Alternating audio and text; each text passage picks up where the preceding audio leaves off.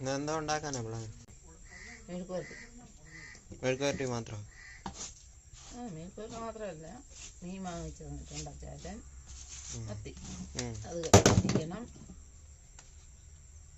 പിന്നെ എന്തെങ്കിലും കൂടെ വേണം വെക്കാം.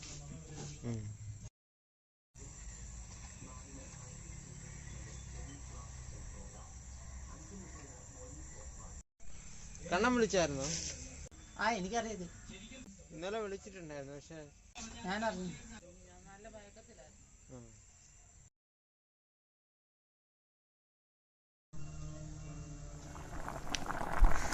അമ്മ ഇത് കരിഞ്ഞു പോയ ഇത് കണ്ടില്ലേ?